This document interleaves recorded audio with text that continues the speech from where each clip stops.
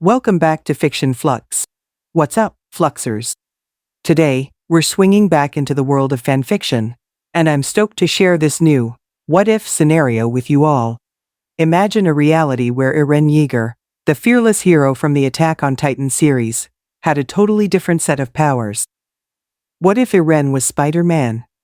So, sit back and relax, and get ready to dive into this thrilling new story. Who am I? You sure you want to know? The story of my life is not for the faint of heart. If somebody told you that I was just your average ordinary guy, not a care in the world, somebody lied. You know why? It's because my world was cursed. It was cursed with a disease far more destructive than cancer, scurvy, or any other kind of virus. This disease was the existence of the Titans. These giant sterile and creepy humanoid creatures have crawled upon my world for over 100 years, making almost every human everywhere terrified and hopeless. To be honest, I didn't always believe in the existence of the Titans. I used to think that I and my family would always be safe, because there was nothing behind the walls that protected us from what I didn't believe was real. But that was until one day when Titans attacked my home, and I started to understand why everyone stayed behind the walls that protected us from them. I've lived a difficult life after that awful day, and through my life, I've lost a lot of people that were very important to me. But because of them, standing by my side no matter what, I was able to reach the unreachable. Because of them, I was able to step up to the challenge. Because of them, I was able to save all of humanity from the Titans once and for all. I became the hero that the rest of humanity would forever cherish and remember throughout all of history. My name is Eren Yeager, and this is my story. It was all the way back into the year of X845, and I was just a normal 10-year-old European boy. I had short yet shaggy brown hair, teal-green eyes, and would always wear a thin red jacket, a green shirt underneath, black pants, and brown shoes every day. I used to be a lazy little booger who hated doing even the simplest chores. But I wasn't too bad. I was raised by two of the best parents that anyone could ever ask for. My mother, Carla Yeager, was an incredibly beautiful woman. Her long dark brown hair and bronze eyes have always easily caught the attention of a lot of men. She always loved to wear a cream-colored sweater along with a long red skirt underneath a white apron. She was a simple housewife who would watch over me and show me right from wrong. My mother always kept me well fed, hydrated, and even cheered me up whenever I felt down about something. My mother would also get upset with me when I do something bad, or something she didn't like. For instance, I once told her that I wanted to join the Survey Corps because I wanted to go see the outside world. I didn't understand why she rejected my idea at first until later on in my life. However, despite the honest fact that I would sometimes get annoyed when she got upset with me, I would always remember that it was always just simply the act of a mother's love. Okay, not always but at times. As for my father, Grisha Yeager was a pretty ordinary-looking man. He had long brown hair that came down to the bottom of his neck, the same matching green eyes that I possessed, a really small beard on his chin, a pair of big circular glasses, and he always wore a red suit with a white handkerchief tucked in the collar of the white shirt underneath the red suit. He was also both an incredibly skilled doctor and an ingenious scientist. To be honest, I hardly knew much about my father's personality, because I rarely ever get to see him. He's usually only home for like maybe 2 or 3 days, and then he takes off to either a sick patient or to his laboratory. But what I did get to know about him is that he cared for me and the rest of my family far more than himself or anyone else. And even though it seems to hardly make sense today, I was much closer to my father than anyone else in my family at the time. My family and I used to live in the town of Shiganshina, the South District of Wall Maria. The construction of all the buildings in the town was similar to the construction of the buildings in both Verona and Florence, Italy. Most of the houses were only about 2 floors tall, and there were about 14 clock towers.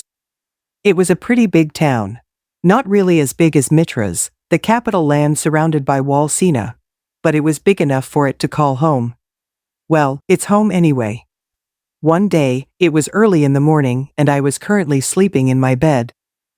I believe I was repeatedly twisting and turning because I was having one of those nightmares where it seemed like something was really happening. In my nightmare, I was standing in the middle of the streets of Shiganshina staring at the front of the wall, along with everyone else in the streets. Behind the wall, there was a gigantic amount of smoke continuously rising. But that's not what frightened me. What really frightened me was seeing a gigantic skinless hand gripping onto the top of the wall and breaking it. From there, something else started to rise from behind the wall. As the thing rose from behind a wall, it revealed itself to be a head that barely had any skin on it. I was shaking in fear at what I was looking at right now. I was staring at a 60-meter tall titan looking down on us like we were all just a bunch of ants. I was extremely scared of the titan's appearance, and I could not be able to move a muscle.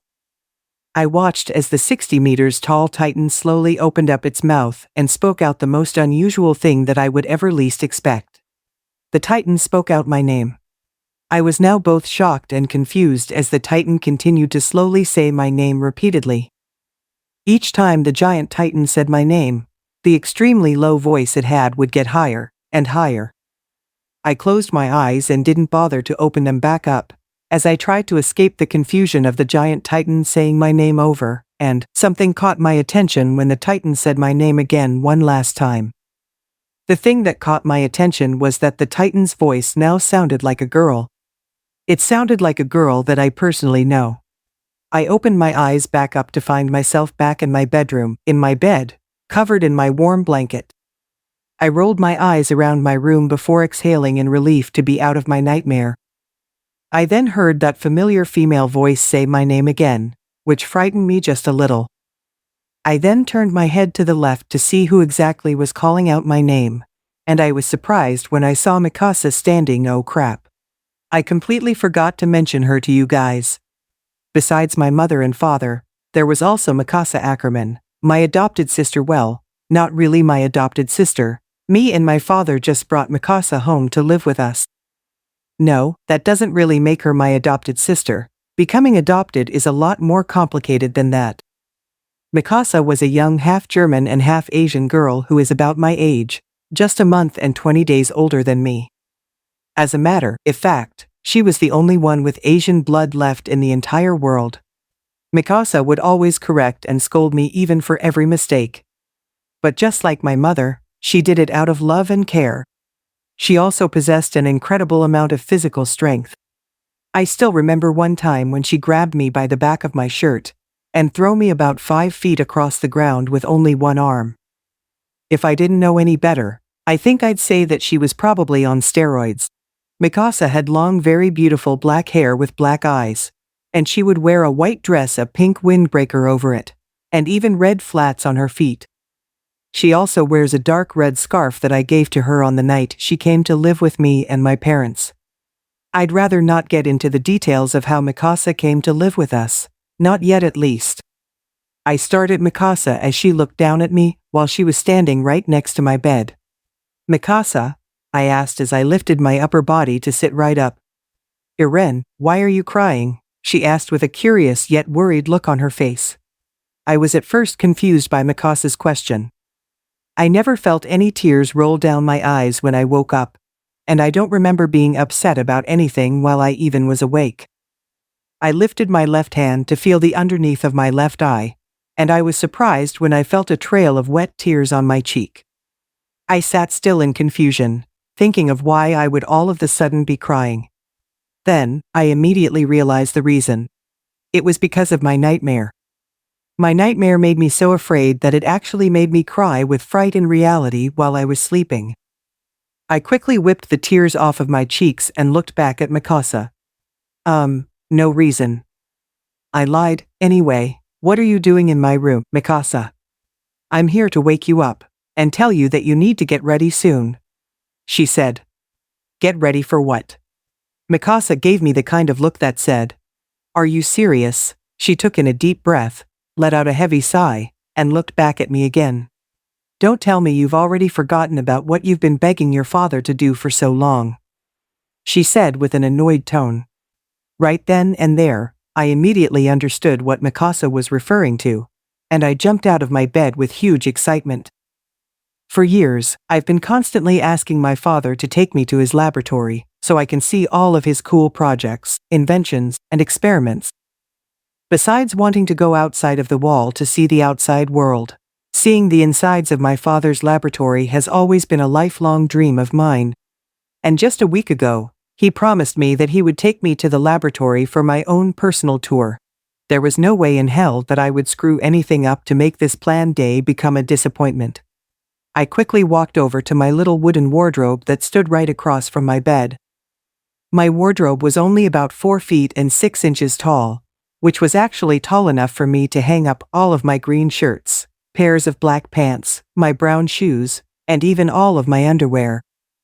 Although, the thought of my own underwear reminded me of one tiny little fact. Mikasa was still in my bedroom. I shifted my waist to the left and turned my head to face her. "Mikasa, can you please leave me alone to change?" I asked politely. Mikasa slowly nodded her head without saying a word. She walked over to my bedroom door, opened it up, and walked out. As I watched Mikasa close my bedroom door behind her, I immediately took hold of the handle on the door of my wardrobe and opened it up. Inside of the wardrobe was a set of 8 matching green shirts, all in shirt hangers. I even had a set of 5 pairs of matching black pants at the bottom, along with 8 pairs of underwear sitting on top of them, and even my brown shoes right next to my pants and underwear. I reached out for the first pair of clean underwear I could see, and pulled it out of the wardrobe. I held on to the edges of the underwear I was already wearing while holding onto the clean pair, quickly pushed them down, and immediately pulled the clean pair all the way up to the tip of my hips. I then tossed the dirty pair of underwear into a round wooden laundry basket that sat on the right side of my wardrobe, and I continued to get dressed up. I started off with pulling up my black pants, putting on my green shirt, throwing on my thin red jacket, and putting my feet into my shoes. I then walked over to my bedroom door, opened it up, and walked out of my bedroom while closing the door behind me. I then made my way to the dining room, which was honestly the living room of the whole house. I must let you know that my house was not very big, and you should not expect a lot to be in it. There was only a water basin that stood right in front of the window on the right side wall of the room, if you're looking from where the front door is, of course. There was also a small wooden counter right next to the water basin, which my mother uses for when she is cutting up vegetables, fruits, and bread. And lastly, there was a rectangular-shaped wooden table, which was big enough for serving at least 6 people, standing right in the middle of the room. As I walked into the dining room, I saw my mother already preparing some breakfast, and even Mikasa helping her out. I knew that my mother was going to turn her head to look at me because she used to do it every day. Every time she heard my footsteps, she always knew just who she was going greeting. I watched as my mother turned her head to look at me, and gave me that usual small mother-like smile. "Good morning, sweetie," said my mother. "Morning, Mom," I replied. "Are you excited for today?" I grinned brightly. "Yes. You know that I've been wanting to go to Dad's lab forever, right?" My mother walked up to me and bent herself over to look closer at me. She gently placed her hands upon my cheeks, and then gently pinched them while smiling brightly with her eyes closed. "Of course I know that. I just want to see your adorable little happy face," my mother said joyfully. I wasn't always very happy when my mother pinched my cheeks. It always made me feel uncomfortable and embarrassed, even though the only people who could see it happen were my father and Mikasa. But despite the fact that my mother can sometimes make me feel a little awkward, I still always enjoyed seeing my mother so happy. Oh, and speaking of parents, I suddenly started to hear the loud, heavy footsteps of someone else coming into the room. I turned my head around to the left and saw my father walking into the room while wearing his big round circular glasses and his usual red suit with a white handkerchief tucked in his collar. My father looked at all 3 of us and gave us that usually soft smile on his face. "Good morning, everyone," said my father. "Good morning," said Mikasa, and my mother. My father then looked down at me and walked over to me, reaching out for my head with his right hand. My father placed his right hand on my head and quickly rubbed his hand left and right, causing my hair to get all messy. My father then crouched down to look at me and gave me a brighter smile than he gives anyone else. "So Eren, are you ready for the biggest adventure of science in a lifetime?" asked my father. "Heck yeah. I've been waiting for this my whole life," I cried with excitement. "Not just yet, you're not," said my mother as she and Mikasa were both setting 4 plates, each with a loaf of bread and an apple, onto the table along with 4 glasses each filled with water. "You boys need to eat first before you can go anywhere." "Yes, ma'am," said both me and my father at the same time, looking at my mother. My father then turned back to me and gave me that kind of look that any father would give to his son when he's thinking of something that only the father and son can agree on. Women sometimes have no idea of what we men are capable of, even without food. "Isn't that right, Eren?" whispered my father to me. "Yeah, that's right," I whispered back with a little smirk on my face. With that being said, my father and I both walked over to the table and took our seats. My mother and Mikasa had just finished setting up the table with placing the cleaning cloths on top of everyone's plates. Immediately afterward, Mikasa and my mother both took their seats. We all then took hold of each other's hands, closed our eyes, and then me, Mikasa, and my father all listened to my mother as she prayed to, and thanked the Lord above us for the food that she had prepared for us. Once my mother was done, we all said Amen, let go of each other's hands, opened our eyes back up, placed the cleaning cloths from our plates onto our laps, and then we all began to eat our breakfast. Half an hour had passed since we all started eating our breakfast, and we were all finished. Mikasa and my mother were both cleaning up the table and taking the dirty dishes over to the water basin, while my father and I both took everyone's cleaning cloths, which were all covered in bread crumbs and such, over to the trash basket and dumped all of the crumbs out. My father then took out the handkerchief that hung out from the collar of his white shirt, placed his left hand right under my chin, lifted my head gently, and wiped off whatever leftovers I had left on my face. "Thank you, Dad," I said, smiling. "You're welcome, son," my father replied, smiling back down at me while he placed his handkerchief back into his collar. "All right. Now that we have eaten our breakfast, we can finally get going." "Hold on just one more second, Grisha," cried my mother. "Before you boys take off, I want you to promise me one thing.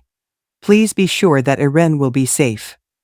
I promise you that nothing bad will happen to Eren while we are in the laboratory," said my father as he smiled at my mother.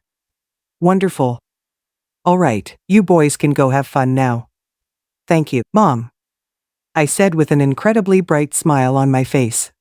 My father and I both made our way over to the front door. I extended out my right arm to grab the door handle, and slowly swung the door open. As we both stepped out of the house and onto the stone platform that had a total of 9 stone stairs, my father closed the door behind us and placed his hand on my shoulder. I turned my head around to face him, only to see him pulling out a white blindfold from his right pocket of his suit. "What's that for?" I asked while raising my left eyebrow. "Some secrets must never be revealed," my father answered. My father placed the blindfold over my eyes and then tied both ends of the blindfold together. I felt my father grip his hand on my right hand tightly enough to make sure I couldn't just wander off. Well, with a blindfold on, there was obviously nowhere I could go without someone's help. My father started to lead me down the stone stairs, and I slowly as well as carefully followed him. I can't say exactly how long the walk to the laboratory took, but I can say that it felt like an eternity with the blindfold being over my eyes the whole way there. But the most important thing to note about the trip to the laboratory is that I still remember walking down a super long set of stairs, which actually lead deep underground. Yes, my father's laboratory was underground. I can't say we're underground just yet because that would be a big spoiler for the future. As my father and I had finally reached the bottom of the stairs, my father took the blindfold off of my face. I looked around and I could see torches lighting up the path of the stairs and 2 torches on each side of a big metal door in front of me. My father then placed his hand on my shoulder, and I looked up at him, noticing that he was looking at me with a lot of seriousness. "Now, son," said my father sternly, "what you are about to see behind that door is super top secret. These are some of the most mind-blowing pieces of technology you may ever see in your life. These are pieces of technology that have the ability to change the way we humans live. And it may also someday change the world for the better. So I want you to promise me one thing, Eren, whatever you see inside of this laboratory, you will never tell anyone about what you saw, not even your mother or Mikasa. Do you promise? I didn't quite understand why my father didn't want me to tell anyone about what I saw in the laboratory that day until later on in my life. But despite the fact that I was clueless about why he didn't want me to reveal to anyone what I saw in his laboratory, I was never really one to defy my father's wishes. Okay, Dad, I promise, I responded. My father smiled brightly and ran his hand through my hair, making it all messy again. I watched my father place his hand on some sort of high-tech looking pad that was attached to the wall right next to the door. The pad then ran a glowing green line down and up like it was scanning my father's hand. Once the glowing green line finished scanning my father's hand, the red light that was glowing above the pad suddenly turned green. A loud ding suddenly went off and I watched as the big metal door suddenly began to slowly open itself up. I wasn't even inside of the laboratory yet, and I was already awestruck as I watched this big metal door that I've never before seen open on its own, just when my father put his hand on a scanning device. Once the door had finally finished opening, I was standing there and even more awestruck as I looked at the beautiful insides of my father's laboratory. It was truly beyond anything I could have ever imagined. There were bright lights shining throughout the whole laboratory, and they weren't even torches. There were these machines that were moving on their own, moving stuff around or handing stuff to other scientists. It was like these machines had minds of their own. There were these little devices that were floating in the air without the need of gas tanks, much like the 3D maneuver gear that is used by every soldier in the garrison, the Survey Corps, and the military police. This laboratory was beyond anything I could have ever desired to see. I couldn't have been happier than for my dad to be able to show me what he'd been part of bringing to life. I then watched my father reach over to take a lab coat from a coat rack attached to the wall. As he was putting his coat on, he cleared his throat and looked down at me with a big smile. "All right, Eren," my father said. "Let's go have the scientific adventure of a lifetime." As my father and I walked around the laboratory, I couldn't help but look around at every piece of true scientific art being planned, brought to life, or improved around me. Okay, I think I'm gonna quit talking about the beauty of my father's laboratory now because I think you already get the idea. Anyway, while my father and I were walking around, my father then brought me over to another scientist. The scientist standing in front of my father, and I was almost as tall as my father, but I think he was maybe just about 6 inches shorter. He was bald and had a chubby-looking face. He was also kind of overweight too, but not too overweight. He was, at least, say between what someone would call skinny and what someone would call fat. The scientist was somewhere in the middle. He also seemed to be middle-aged, considering the wrinkles he had on his face. "Grisha," cried the other scientist with a big smile on his face. "It's so good to see you again." "Hey Bob, it's great to see you too," my father replied with the same smile. The scientist, who I learned to be named Bob, then looked down at me, and then had a smile on his face with lots of curiosity filling up his eyes. "Say, Grisha, who's this handsome boy?" asked Bob. "This is my son, Eren. He has been wanting to come see the laboratory so badly that I accepted his wish," my father answered. Bob then smiled brighter and put out his right hand in front of me, indicating that he wanted me to shake it. "Nice to meet you, Eren, I'm Bob," Bob said cheerfully. It was at this moment that I noticed that Bob's smile was one of those rare smiles that you may come across 4 or 5 times in life. He seemed to understand you and believe in you, just as you would like to be understood and believed in. I returned the smile and took hold of Bob's hand with my own. "Nice to meet you too, Bob," I said as I shook his hand. Bob and I then let go of each other's hands and Bob looked at me with a newfound excitement in his eyes. "So, Eren, do you like what you see so far?" asked Bob. "Like it? I love it. Everything in this laboratory goes far beyond my wildest dreams," I answered honestly. "Well, I'm glad you love the laboratory. Bob then slightly leaned towards me. Tell me, Eren, what exactly do you know about spiders? Asked Bob.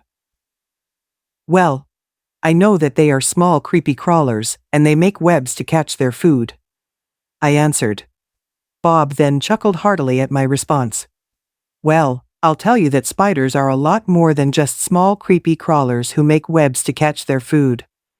Said Bob, did you know that there are over 32,000 species of spiders in the world? My eyes then widened in disbelief. Back then, even up to this very day, it was impossible for me to believe that there are more than 32,000 species of spiders in the world. I mean, I know that the world is very big and that spiders are very small. But still, over 32,000 species in the world is just unreal. No way, there are not that many spiders, I said. Yes way, there are that many. Bob replied enthusiastically, come with me. I'll show you some very incredible spiders that are going to blow your mind. My father and I followed Bob over to the center of the laboratory. The center of the laboratory was like a section of spider research, observations, testing, and experiments. There were a total of 5 cages each with a spider inside of them. The cages had been decorated to be a fitting habitat for them. For each cage with a spider inside, there was a sign on the side labeling the name of the spider, the family it belonged to, and the unique ability it possessed. Bob led my father and me over to the first cage that he could see, and he stood next to it. There are certain spiders that exist in this world which have some rather extraordinary abilities that other spiders do not possess, or abilities that excel over the abilities of other spiders. Boy explained as he stared at the cage. I leaned my head closer to the cage and could see a small piece of wood inside with a small set of branches.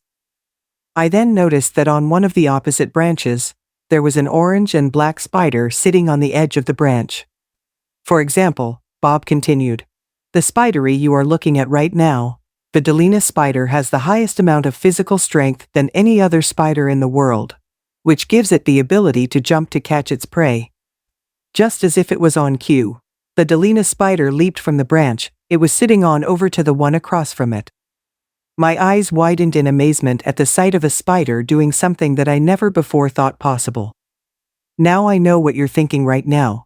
Eren, there's nothing fascinating about a spider that can jump. Well, guess what? I was a freak for science back then, and I still am today. So best deal with it, or just stop reading and go read something else.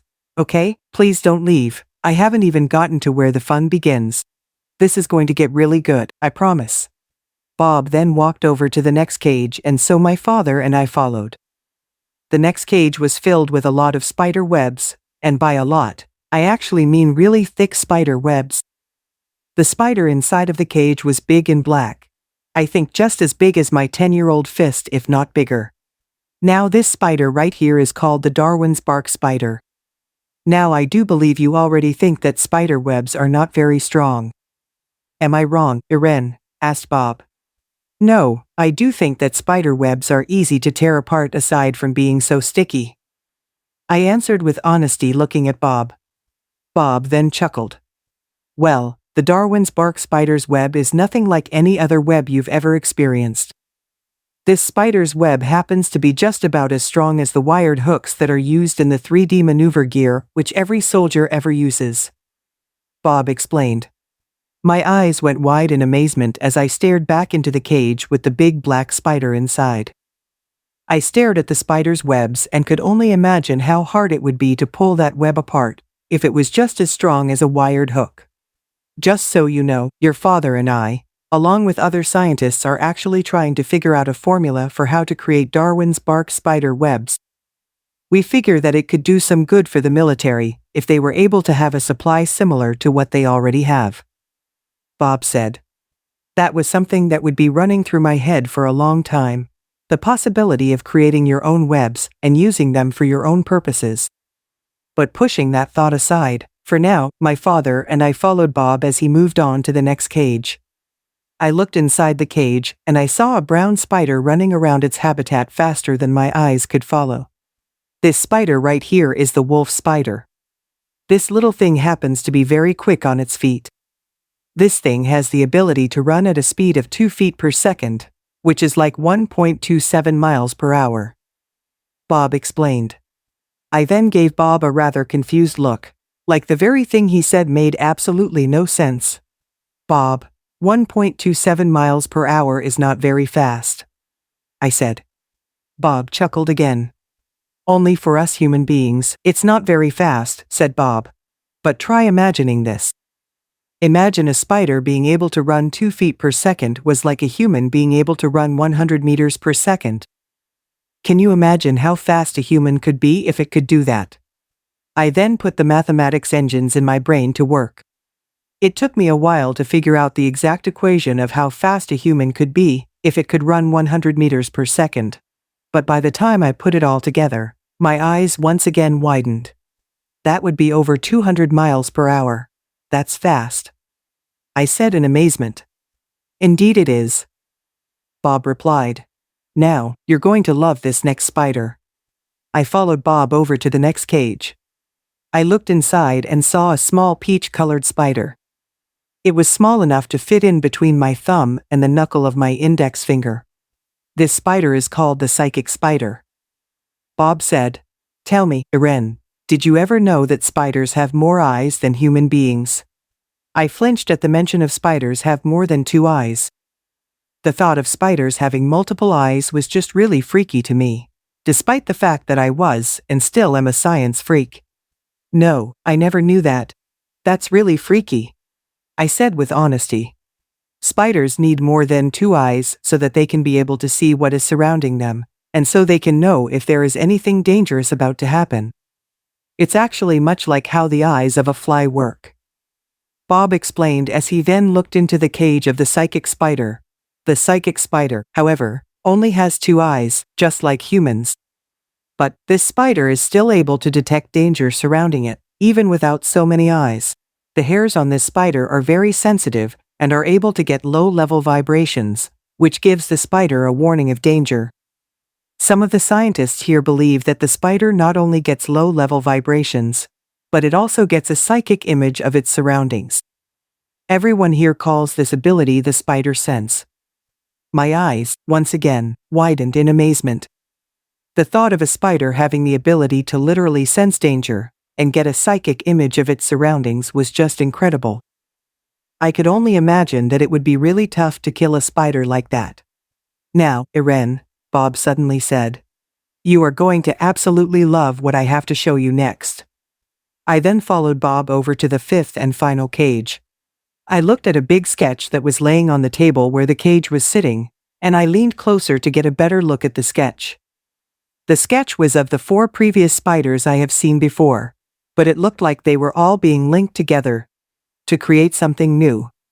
I looked over to the right of the sketch and saw a new kind of spider, one that I have never before seen in my life. Bob then cleared his throat, and I immediately looked back at him. Eren, what I am about to reveal to you may be the most shocking thing you've ever heard in your life. Are you ready to learn about it? Bob asked. Yes, I'm ready, I answered excitedly. For a few years now, me, your father, and many other scientists have been imagining, what if we could create a new kind of spider? What if we could create the most amazing kind of spider to ever exist in the world? We've gathered up so many research on spiders and have used so many test subjects trying to create the ultimate spider. But finally, after years of lots of research and hard work, we finally did it. We were able to take the DNA of the previous 4 spiders you just saw, and were able to merge them together to create the world's very first genetically enhanced super spider. My eyes then moved over to the cage that Bob was standing next to. Inside of the cage was the exact same spider I saw in the sketch. The spider was just as small as the psychic spider, but this spider was a set of 2 colors, red and blue. I could hardly believe that my father and many other scientists were able to create an entirely new spider that had all 4 abilities that the previous 4 spiders had. Does this new spider have a name? I asked enthusiastically. She most certainly does, Bob answered smiling. We've decided to name her Eren. She is also very friendly to humans as long as she isn't scared. It was right at that moment where my father walked up to me and placed his hand on my shoulder. I looked up at him and he smiled at me. It wasn't hard for me to tell that he was giving me the kind of smile that says, "I'm pleased to know you're enjoying yourself." My father then looked over at Bob with a look that, I believe, was filled with curiosity as well as concern. "Bob, may I talk to you in private?" my father asked. "Of course, Grisha," Bob replied. My father and Bob both walked over to a corner so that they could talk to each other in private. My eyes then went back to the sketch of all of the 4 previous spiders being merged together to create a arachne. While I was looking at the sketch in amazement, I was able to hear a bit of the conversation between my father and Bob. If I remember correctly, I think I heard them discussing an antidote being ready for something. I then felt something land on my right shoulder and looked to see what was touching me, but there was nothing there. I then shrugged off the thought of something touching my shoulder and looked back at the sketch. Then suddenly, "Eren!" my father cried out. I immediately turned around to face my father. He looked like he had seen something he wished he hadn't seen. I then became very concerned about what he called me for. "Why yes, Dad?" I asked, frightened a bit. "Son," my father said, "whatever you do, don't mow." It was too late. It was at that very moment where I felt a painful sting on the back of my neck. I cried out in pain and fell to my knees while holding on to the back of my neck. It was right then and there where I felt something on my hand. I took a hold of what I was feeling and pulled it off of my neck as I placed my free hand on my neck. I opened up my hand and was shocked to see Arachne sitting upon my hand. I realized that she was no longer moving. It was like she was dying. I also realized that my vision was going blurry and my hearing was going faint. I could at least see my father rushing up to me to hold me in his arms. I could barely hear him saying my name as my vision suddenly started going black. And in a mere moment, I passed out. It happened to me again. I found myself standing in the same spot in the middle, surrounded by hundreds of other civilians who were staring at the top of the front side of the wall. I was looking at the exact same 60-meter tall skinless titan that I saw once before. However, there was something much different about this experience than the last one. As I stood in horror at the sight of the titan standing behind the wall, something far scarier came next. The front gate of the wall got destroyed, like the 60-meter tall titan had kicked it open. The debris from the broken wall went flying across the whole town and crashing into several buildings as well as landing on some people. A huge cloud of dust covered the streets, and I closed my eyes tightly to protect them. I slowly opened my eyes back up, and I found myself back inside of my bedroom, lying in my bed with my sheets covering me up. I could feel sweat all over my neck as I came to realize that it was just another nightmare. I whipped the sweat off my neck with my right hand as I looked over at my bedroom window and noticed that it was dark outside. I then began to remember what happened inside of the laboratory. The memory of Arachne escaping from her cage and biting me on the back of my neck ran through my head nonstop for I don't really know how long. But that was the moment where a thought had occurred to me. If I was sleeping in my bed, and if it was night time, was the whole trip to my father's laboratory nothing more than a dream, or did it really happen? I honestly couldn't make up whether or not it was real at this point. Suddenly, my bedroom door began to open, causing me to flinch. I wanted to see who was opening my bedroom door, but it was too dark in the house to see specifically who. Nobody was allowed to have torches inside of their houses because it would run the risk of setting the houses on fire, considering the fact that just about each house was made of wood. We were, however, allowed to have small candles inside of the house. Candles and light from the outside torches were the only sources of light that people could get inside of their houses at the time. The person that opened my bedroom door stepped inside and closed the door behind them. I watched as the figure slowly approached me, and the figure stopped right next to my bedroom window. There was enough light coming from outside for me to finally see who it was that opened my door. It was none other than my own father. My father was looking down at me with a relieved smile on his face. "Hey, son," my father said, "how are you feeling?" I looked at my father with confusion. He came into my room and the first thing he asks me is, "How are you feeling?" I wondered why in the world he would ask me that kind of question. But then I thought back to the moment where my father tried to warn me about Arakan just before she bit me. I also faintly remembered my father holding me in his arms just before I passed out. It then became clear that the accident with Arakan in the laboratory really happened. Well, I started. I'm not feeling anything bad, so. I paused. I honestly had no idea whether or not I really was okay. I mean, sure, I wasn't feeling any pain in my body, and I felt just as healthy as a horse. But what's to say that there is something going on with me that I'm not even aware of? Moreover, did I later on in life come to find out that my worries were right? My father placed a hand on my forehead like he was checking my temperature. He then placed his hand on his own forehead to see if there was a difference between our temperatures, since this was the only way to do it at the time. Or so I thought. My father let out a sigh of relief. He then looked back at me with a bright smile. "Thank goodness," my father said. "You were running a bit of a fever while you were unconscious, but it's easing up now. I am glad that Arakan's bite didn't infect you too badly."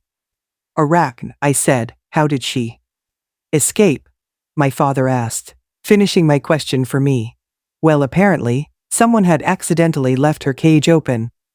I'm surprised nobody bothered to close it back up." I began to sit up straight while still looking at my father. "Is she back in her cage again?" I asked. My father paused. He looked rather sad at the question I had just asked. "She's gone from this world, Eren." My eyes widened. I heard my father loud and clear at the mention of Arakan's current status the first time. But I wanted to make sure that I wasn't just fearing for the worst. "She's what?" I asked. "She's dead, son," my father answered once again. "She died shortly after she bit you." I lowered my head at the realization that my worst thoughts were true. Arakan, the world's first genetically enhanced super spider, a truly incredible and unique creature, had died just minutes after biting the back of my neck. There's actually some more unpleasant news that you're not going to like. My father continued. "Your mother has forbidden me to ever let you back into the laboratory." "What?" I cried out in disbelief. My father placed an index finger in front of his lips and gave me the SHH sound. It didn't take me long to figure out that he was trying to keep me at a lower volume because my mother and Mikasa were probably already asleep at this point. I nodded my head in response to my father's warning. "How come Mom doesn't want me to go back?" I asked, not wanting to believe what my father had just told me. "Your mother was very upset with me when I brought you home unconscious and running a fever. I explained to her what happened in the laboratory, and she was unhappy with the fact that I couldn't keep my promise to make sure that nothing would happen to you. You have to understand, son, that your mother is only concerned for your safety, and she thinks that maybe it would be safer for you to not go back into the laboratory, and the more I think about it, I think she's probably right." My father explained. "But it was just an accident," I argued. "And look at where that accident got you," my father countered sternly. "You got sick because of Arakan's bite. Arakan wasn't the only dangerous experiment down there in that laboratory. There were so many other projects and experiments that could have gotten you hurt. Or maybe even killed. We have to respect your mother's wishes, no excuses." I lowered my head in defeat. I placed both of my hands over my face and let out a really big sigh. As if having the same nightmare over and over again wasn't bad enough.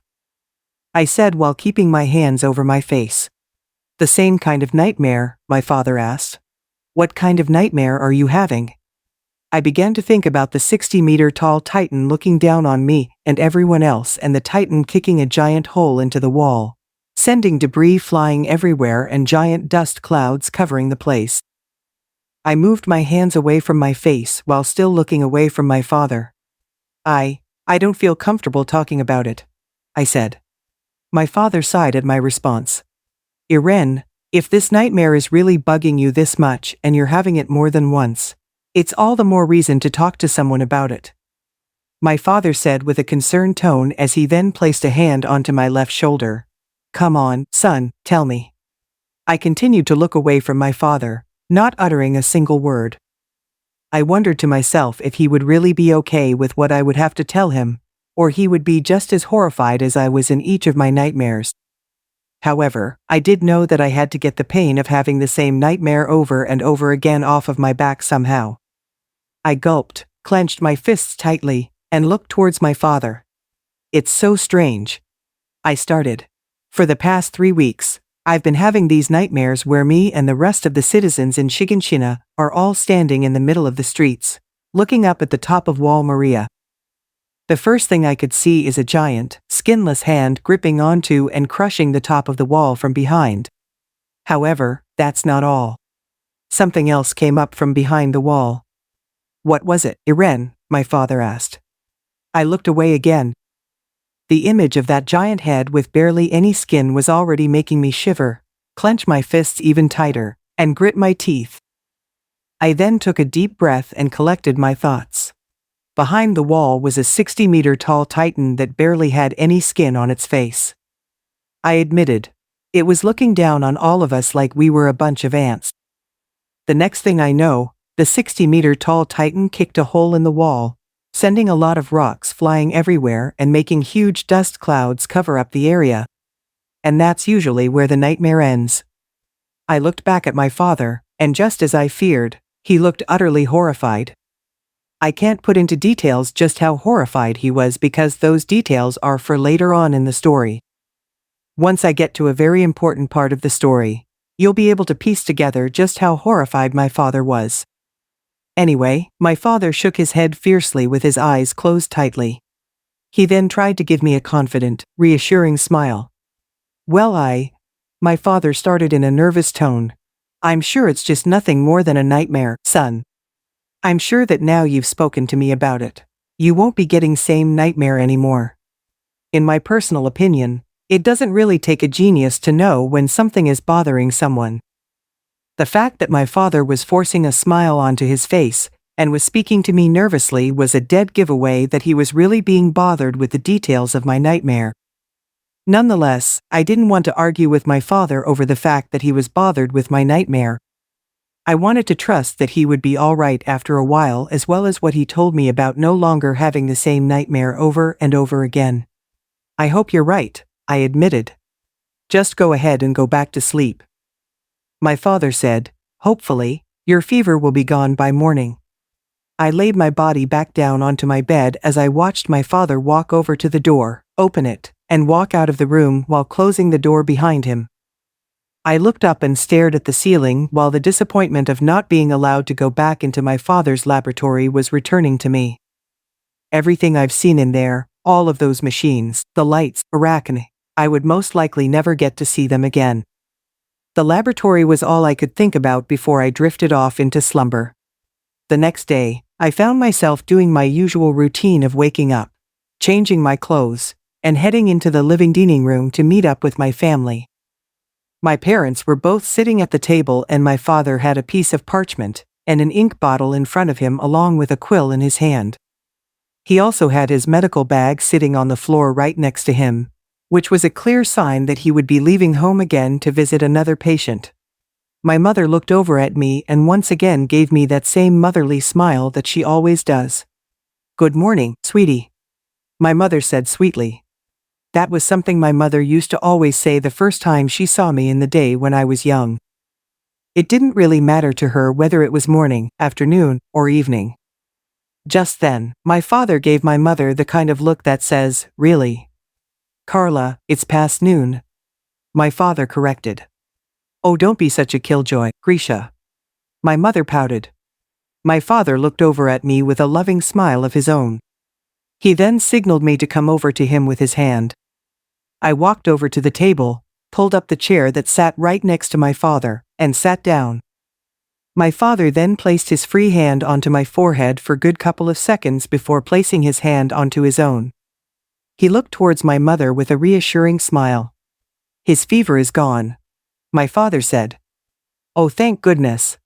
My mother exhaled. It was then when I noticed the piece of parchment in front of my father. For some strange reason, I was actually feeling curious about what my father was writing. Never in my life have I ever been curious about something as customary as someone writing something down. "What are you writing, Dad?" I asked. "A letter," To a very close friend of mine. He replied. Is it to Bob? No. My father paused for a few seconds. It's to a man named Mirakumo. He lives in the Trost district of Walrose. It has been a long time since you last talked to him. My mother replied. Indeed, it has. I'd give anything to be given the chance to see him again. I watched as my father wrote down the last few sentences on the piece of parchment. He placed the quill down and then put the bottle cap back onto the ink bottle.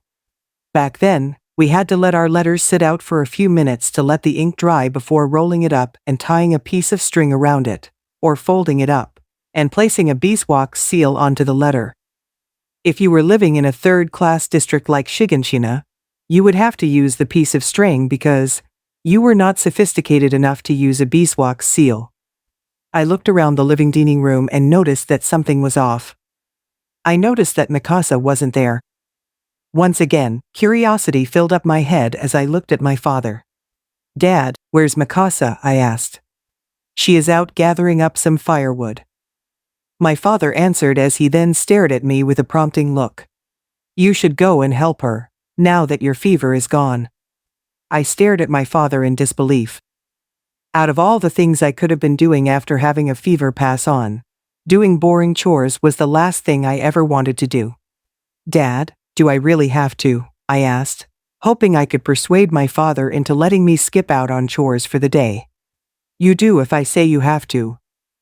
My father replied sternly as he leaned down to his right side, picked up his medical bag, and placed it in his lap.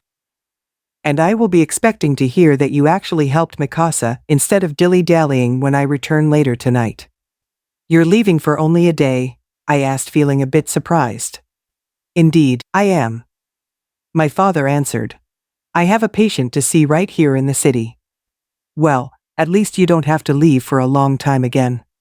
I then began to think about all the times Dad has left home to go visit a sick patient or had to go down into the laboratory. He had spent more time away from home than with his family, which was something that had actually been bothering me the more I thought about it. Dad, I began. Why did you choose to be both a doctor and a scientist? Why didn't you choose to just be one of the other and have more free time to spend with your family? The stern look on my father's face was immediately replaced with a look of huge regret. He then took a deep breath and hesitated for a while before speaking again. Well, my father started, when I was very young, I did something that I had no idea would hurt the many people around me. My actions back then ended up making the lives of so many people miserable when I thought that I was going to be making their lives better. I've been haunted by the memories of my horrible mistake for so long that I sometimes wish that I would either just die at the hands of the law or never exist to begin with. I felt both astounded and shocked by the few details of my father's past, as well as the huge amount of emotional pain that he's been carrying on his shoulders for so many years. However, I also felt utterly curious about whatever it was that my father had done to make him feel so much guilt that he would make him wish such things upon himself. What did you do? I asked, feeling a bit afraid of what his answer was going to be. My father didn't utter a word, not a single word. Instead, he looked away from me and down at the floor. I watched as his eyes twitched, his lips trembled, and his breathing was shaky. I watched as my father's eyes were becoming shinier than I've ever seen them before. And then, the shine in my father's eyes became small drops of liquid that strolled down his cheeks. My heart sank at the sight of my own father crying in front of me. That was, truth be told, the only time in my life that I have ever seen my father shed any tears. I then immediately felt regret for asking him that question. My mother stood up from her chair, walked over to my father, and placed both of her hands onto his shoulders, gently rubbing them. She then looked over at me with a worried look. Eren, my mother started. This isn't something that your father is very comfortable with talking about. I think it's probably best you don't worry about what it is that he has done. I knew in my heart that she was right. Seeing my father cry in front of me was all too clear that I shouldn't have asked what it was he had done in the first place. And seeing him cry was also making me feel emotional. I'm sorry, Dad, I said rather weakly. It's all right, son. my father replied as he wiped the tears from his cheeks with his white handkerchief before tucking it back into the collar of his white shirt. But do you know keeps me from wishing death upon myself or to exist no more? No, I admitted. My father looked at me with a genuine smile. It's because I have you, your mother, and Mikasa as well. My father answered. The three of you give me the courage and confidence to keep on living, and to keep on convincing myself that I can fix the wrongs that I have committed. That's why I chose to be both a doctor and a scientist, because I owe it to all of those I have harmed. But it's not just to those I've hurt, it's also to those who need my help. What do you mean? I asked, feeling slightly confused by the last part. What I mean is that I owe it to those I've hurt, and to those who need my help because I strongly believe that I can do it. It's one thing to think that you can do good things for people, but it's another to truly believe that you can. If you truly have faith in yourself and believe that you can do great things for people, you don't just have the power to do such things, you also have a moral obligation to do them. That's what I believe, to have the power to do something and take action to fulfill that dream. With great power comes great responsibility. That very last sentence that my father said is something that has stuck with me all my life, and I will always be thankful to my father for saying it.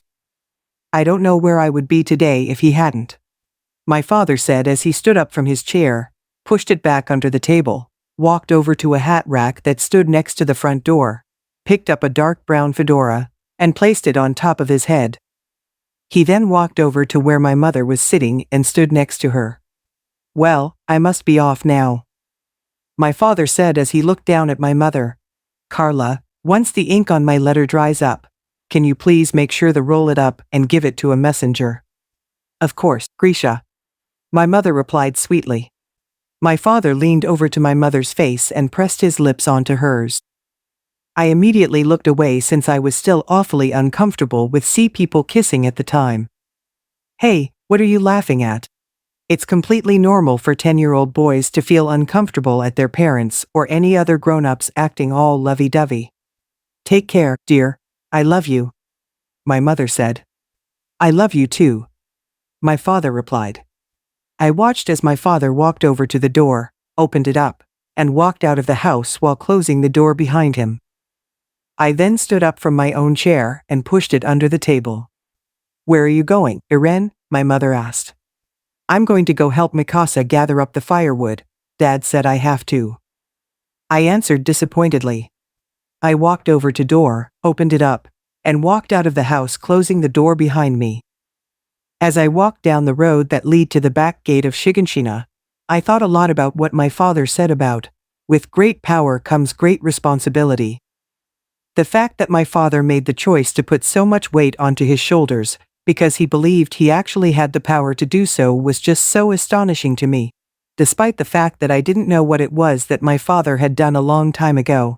I did feel a bit rather encouraged by what my father said about believing in doing good things for other people, and having the power to do such things. I spent the whole walk thinking about if I could ever someday get the power to do great things for other people. But little did I know that my chance to get to help people had to come at a very horrible price, which was about to occur very soon. This is it for today, folks. I hope you enjoy this video as much as I did creating it for you. Don't forget to share your thoughts and opinions in the comment section below. I'd love to hear from you. Have a fantastic day, and until we meet again, bye for now.